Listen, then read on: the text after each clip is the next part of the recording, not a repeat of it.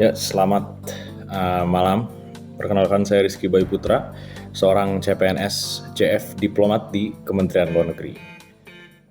Kali ini kita akan bicara tentang pengenalan instansi. Kementerian Luar Negeri ini kan salah satu kementerian di konstitusi ya, dan tugas utamanya adalah menyelenggarakan hubungan luar negeri.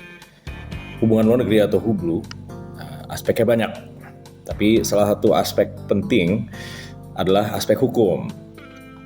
Kalau saya ini kan di-assign-nya ke HP Polkam atau Hukum dan Perjanjian Politik dan Keamanan. Ini ada di bawah Direktorat Jenderal Hukum dan Perjanjian Internasional, yang mana tusinya adalah sederhananya mengurusi segala bidang hukum internasional, salah satunya Polkam. Begitu.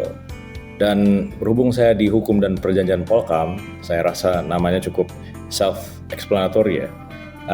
Pekerjaannya itu dibagi 3 fungsi, yaitu politik hukum internasional, pertahanan keamanan, dan penegakan hukum atau law enforcement.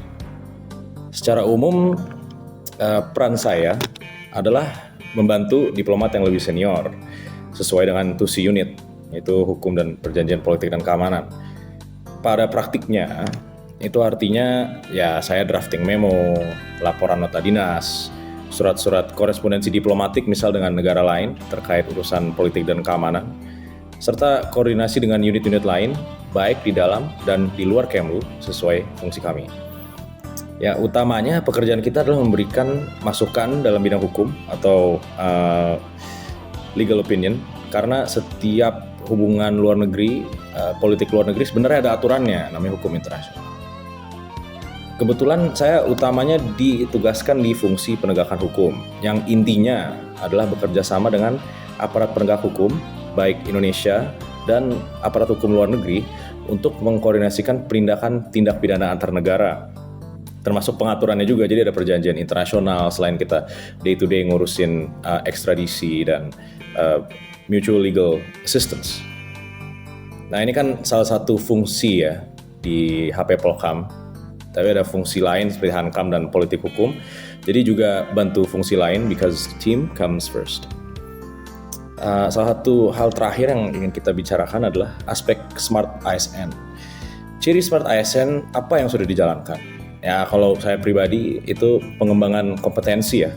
Jelas karena saya masih belajar untuk jadi diplomat. Jadi fokus kami, saya pribadi ke depan adalah untuk peningkatan, sederhananya itu adalah untuk menjadi diplomat yang kompeten. Tetapi juga di samping itu menjadi ahli hukum internasional yang kompeten. Dan karena saya posisinya masih belajar, jadi improvement yang bisa dilakukan mungkin nanti setelah kembali adalah saya ingin lebih banyak involved di projects atau di proceeding atau negosiasi dan belajar menjadi the best version of myself. Dalam konteks ini, yaitu menjadi anggota tim yang fungsional, high speed, mantap, dan reliable. Terima kasih.